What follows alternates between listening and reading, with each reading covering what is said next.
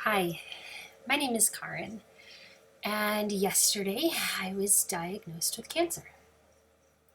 Um, it's a hard thing to say. It's papillary thyroid cancer, which is right here, and you can see the lump right there, which is where this journey all began. A couple of weeks ago, my sister told me my neck looked swollen, and honestly, it meant nothing to me. I was like, well, that's weird. What does that mean? And so we Googled it and we found out that it can be a sign of a swollen thyroid or thyroid cancer. So I decided that might be something that I should look into. And I'm really glad that I did because obviously, you know the result. Um, I am a very, very healthy person. I eat a vegan diet. I um, rarely eat sugar. I run a lot. So this was surprising to me, and it's something that I didn't really expect to happen to me, but nobody does. So because I'm healthy and rarely get sick, I didn't even have a doctor to call. I rarely even go to the doctor. I don't think I had been since I had my last baby 4 years ago. So I did some research and tried to figure out what I needed to do and scheduled an appointment with an ENT in my area. And I went in, and after a few minutes of talking with him and him just feeling around here, he said, "That's very large, and I would like you to immediately go down to the thyroid specialist, just a floor below them, um, and get an ultrasound on it." So I'm feeling a little nervous about that, and I head downstairs, and they get me right in, which I also think was a little bit suspicious that they hurried. And I go downstairs, but it was nice also, so not have to schedule another appointment. Get my ultrasound done, and this doctor says pretty much the same thing. It's large. It was over 3 centimeters large, and it was right in the center of my thyroid.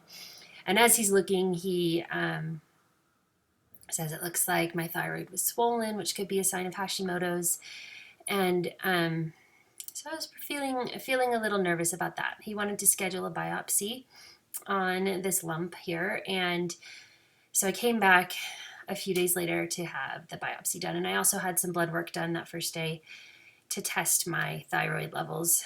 My blood work was fine. I had no hypo or hyperthyroidism, no signs of that, and that's all they tested for at that point. But the biopsy was done then, and a biopsy on this, they give you a shot of lidocaine, which is supposed to numb it, but it was still very painful. And they take 5 samples with a needle. You insert the needle 5 different times and take samples out while having an ultrasound screen on so they can see exactly where they're gathering samples from. Take 5 different samples and then just put a little Band-Aid on it and send me on my way. And it was very sore. It hurt to talk a little that day. For a couple of days, it kind of was tender to the touch, and for a good week and a half, it hurt.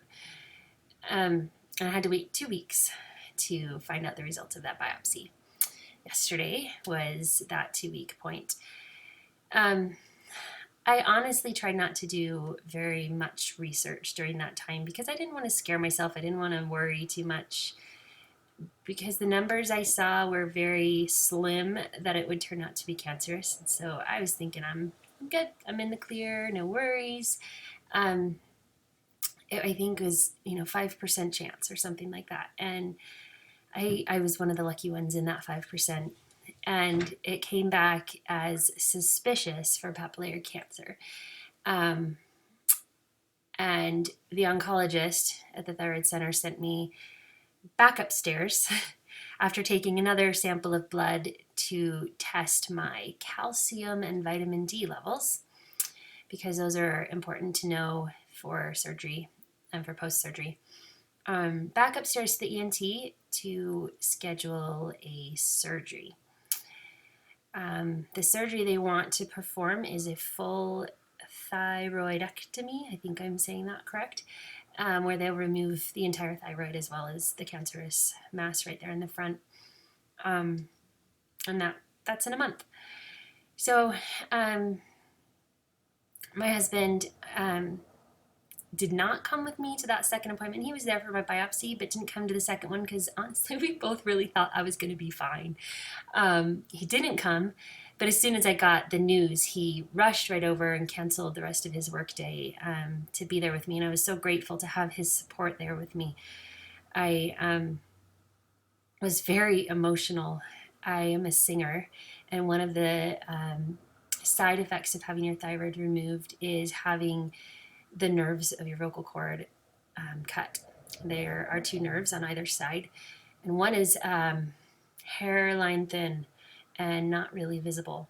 And my doctor called it the Julie Andrews nerve because apparently that's how her singing career ended when she had thyroid surgery. That made me really emotional because I am a singer and it's been a part of my life for as long as I can ever remember. So that was a sad and scary thought for me. The chances of survival of this cancer are very, very high, 98%, which gives me a lot of hope and makes me feel okay about this whole thing.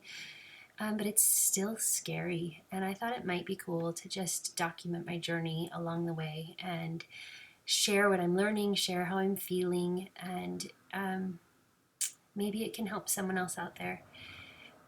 My feelings coming away from it after the first day, I cried a lot. Really only told my family and a couple of really, really dear close friends because I just wasn't quite ready to share. But the next morning I woke up and just felt very hopeful and strong and ready to go. And I went for my morning run because I don't know how much longer I'll be able to do that. I am registered for 3 half marathons this year. One is this month, one is in August, and one is in October. And I won't be able to run my August one now because it'll just be a couple weeks after my surgery. So I'm running the July one, and I don't know, we'll see about how I'm feeling in October, but that was a little bit disheartening for me as well to think of the things that I'll have to change in my life. Anyway, so I woke up today feeling very hopeful and very positive and very just ready to tackle the world because why not?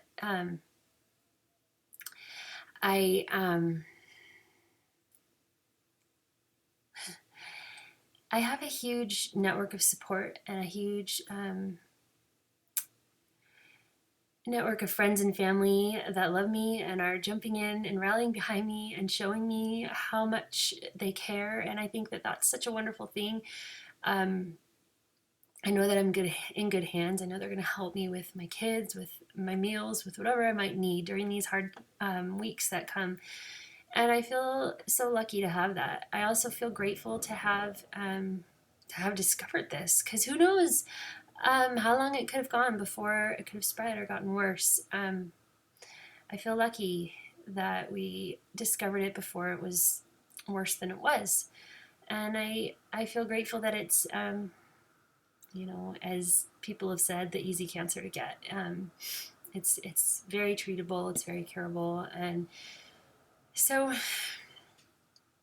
it's weird that I feel grateful at a time like this, but I do. And I know that my body is strong and healthy and that I'm going to pull through this one and be there in the end. So that's my story, the beginning of my story. And I hope to continue to share it as I go along. And I hope that someone out there who's going through the same thing might find a little strength from my journey and my thoughts. And I was just listening to the Piano Guys version of Fight Song, which is on YouTube. If you haven't heard it, you should listen to it. It's a marvelous song, and I was thinking of and singing along the words from Rachel Platten's song, my Fight Song, but just thinking of the strength I feel like I have and the courage I'm going to need to get through a hard thing like this. And I've always loved that song. I've always felt like it builds me up and gives me extra strength. So maybe that song will be my song through this journey. Anyway, thanks for watching. I'm signing off, and I will update again soon. Bye.